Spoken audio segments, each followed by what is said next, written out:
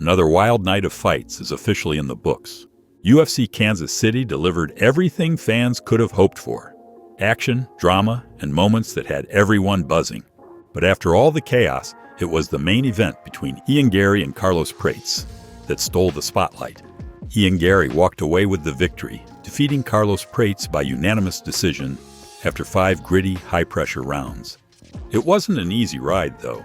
Prates had a real shot at pulling off an upset in the final round, nearly finishing Garry with a furious barrage of ground and pound. But in the end, Garry stayed calm under fire and did just enough to secure the win. After the dust settled, Garry made a huge announcement. He's now officially the backup fighter for the welterweight title fight between Belal Muhammad and Jack Della Maddalena at UFC 315, a massive step forward in his quest for gold. The MMA community wasted no time reacting to Garry's performance.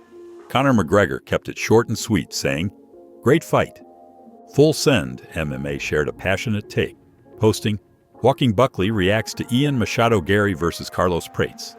Ian, stop messing up. You're making mistakes. You're going to get knocked out. We need Buck versus our first pay-per-view. Don't mess it up, man." Ian, boy, stop messing up. You making mistakes. You're going to get knocked out. We need Buck versus Cook, our first pay-per-view. Don't fuck it up, man. Don't fuck it up. Belal Muhammad couldn't resist adding a bit of humor, saying, "Prates still got gas in the tank. Maybe the cigarettes aren't bad." He later added, "Great fight." Henry Cejudo seemed stunned by how close it got late, saying, "I can't believe Prates didn't finish Garry in the last minute."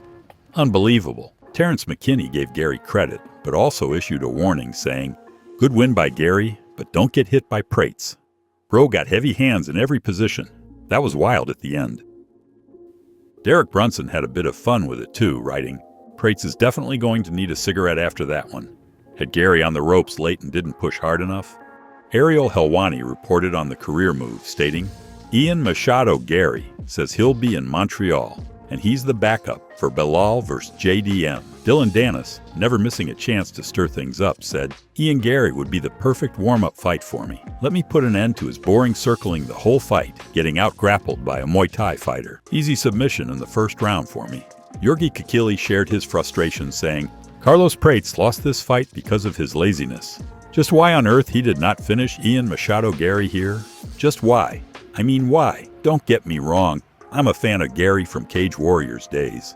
The MMA guru didn't sugarcoat anything either, commenting, "Being a boring fighter that tries to avoid combat at all costs is the new best base for MMA. Garry wins the decision against Prates, crumbles like a round 5 and barely survives. That needed a few more ground and pound shots for a finish." Daisimu captured the chaos perfectly, saying, "Carlos Prates had me myself for a minute."